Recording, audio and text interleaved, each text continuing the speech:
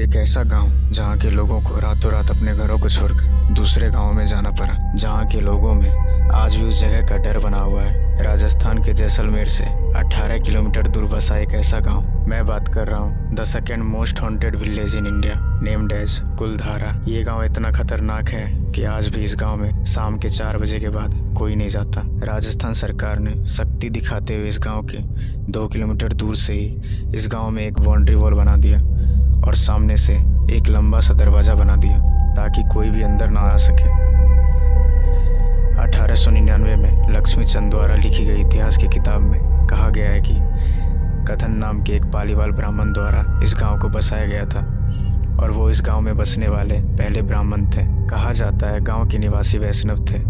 गांव के मुख्य मंदिर में विष्णु और महिषासुर मर्दिनी की मूर्तियां थी। तो आखिर उस गांव में ऐसा क्या हुआ जिस कारण से रातों रात वह गांव पूरा खाली हो गया? इस गांव के बारे में प्रचलित बहुत सी कहानियां हैं, पर सबसे ज़्यादा जो कहानियां बताई गई हैं वो है जैसलमेर के दीवान सलीम सिंह के बारे में। सलीम सिंह वह इंसान है जिसकी वजह से एक ही रात में पूरे गाँव वाले ने अपना घर छोड़ दिया था और घर छोड़ देने के बाद गाँव वालों ने इस गाँव को एक श्राप दिया था। आखिर सलीम सिंह ने ऐसा क्या किया जिसके वजह से पूरे गांव वालों ने उस गांव को श्राप दे दिया? आज से 300 साल पहले की बात है। सलीम सिंह जैसलमेर का दीवान हुआ करता था। वह एक शक्तिशाली व्यक्ति था, मतलब कि वह एक मंत्री से कम नहीं था। सलीम सिंह एक बहुत ही निर्दयी व्यक्ति था। उसके अंदर बिल्कुल भी दया नहीं थी और मनमानी करना तो उसका पेशा बन चुका था और वह वहाँ के लोगों में एक डर बना कर रखता था। एक दिन वह कुलधारा में अपने सैनिकों के साथ आकर टैक्स यानी कि कर वसूल कर रहा था। वह यह काम पहले की ही तरह कर रहा था, परंतु उस दिन उसकी नज़र गांव के मुखिया की खूबसूरत बेटी पर पड़ती है और सलीम सिंह बिना कुछ सोचे सबके सामने ये बोलता है कि मुझे ये लड़की पसंद है और मैं इसी से शादी करना चाहता हूँ, ये सिर्फ मेरी है। और सलीम सिंह की बातें सुनकर गाँव वाले चकित हो जाते हैं और इसके खिलाफ भी जाते हैं, क्योंकि वे जानते थे सलीम सिंह किस प्रवृत्ति का आदमी है। सलीम सिंह ने सबको डराकर बोला कि कल तक अगर मेरी शादी इस लड़की से नहीं हुआ तो मैं सबके कर दुगुने कर दूंगा।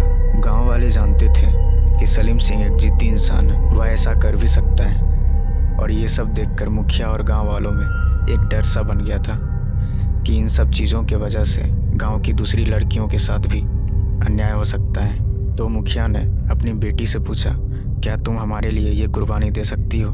मुखिया की बेटी ने प्यार से गाँव वालों के बारे में सोचकर हाँ कर दिया, लेकिन गांव वाले इस बात को नहीं माने। उन्होंने कहा, हम अपनी बेटी उसे नहीं देंगे। यह बात सुनकर मुखिया की आंखों में आंसू आ गया। वे सभी मिलकर एक डिसीजन लेते हैं, आज की रात को हम सब हमेशा हमेशा के लिए यहाँ से चले जाएंगे।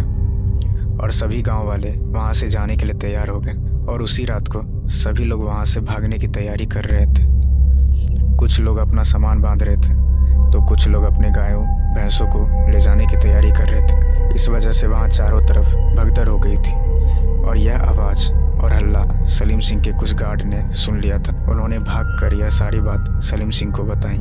इस बात को सुनकर सलीम बिल्कुल भी खुश नहीं हुआ था। वह गाँव में भागता हुआ वापस आया और लोगों को पकड़ के मारना शुरू कर दिया।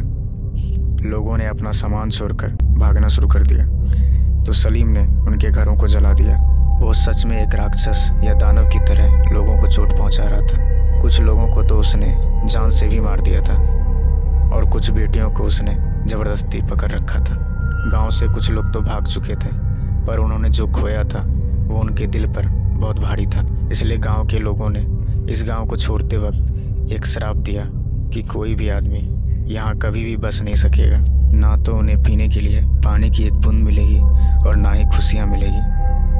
और उस ज़माने में दिया गया श्राप आज भी कुलधारा में लागू होता है। उसी श्राप की वजह से लोग वहाँ रुक नहीं पाते हैं। आज भी ये जगह सुनसान है और कुछ लोग इसे हॉन्टेड मानते हैं। कुछ लोगों का मानना है कि अभिशाप आज भी वहाँ पर है, पर कुछ लोगों का मानना है कि यह सिर्फ एक कहानी है। सच ये है कि आज भी आप अगर यह गांव जाते हैं आपको वहाँ कुछ अलग ही महसूस होगा, जैसे कोई आपके आंखों के सामने नहीं है पर आसपास कोई घूम रहा हो। कुछ लोग कहते हैं वो लड़की जिससे सलीम सिंह शादी करना चाहता था वो उस समय गांव छोड़कर चली गई थी, लेकिन फिर वह वापस आई अपनी बहनों के लिए।